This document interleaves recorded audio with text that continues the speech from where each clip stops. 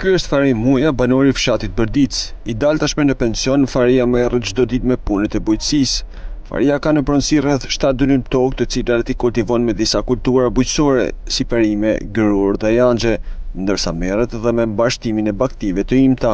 Pas kam 7-8 dëlim dhe s'ka si përfaqe me jetu. Pa gjona bujqësore ishte bërë dhe fije perime i mjellit të shtëpia, kultivojmë pa misër, janxhe, së tjetër. Per veti e morë, po me 7 dëlim tokë që manë. Edhe jashtë e copa adame. 68 vjeçari tregon se jeta në fshat është e vështirë, ndërsa thekson se institucionet shtetërore pak kanë mbështetur fermerët në këtë zona. Tash jeta është e vështirë, pasi nuk ka garanci jeta në fshat. Bje një breshën, bje një gjanë, nuk prodhohet gjash, ke ka shkon ma me jetu veç me fshat, si thush veç me tokë.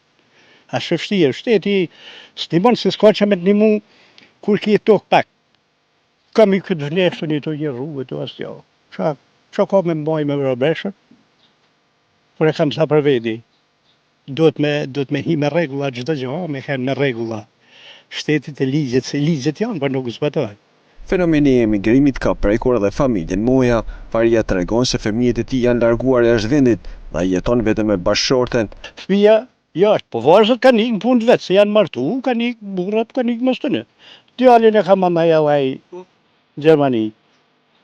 Edhe ashtu, hajt, pa iku, s'nalet kërësët.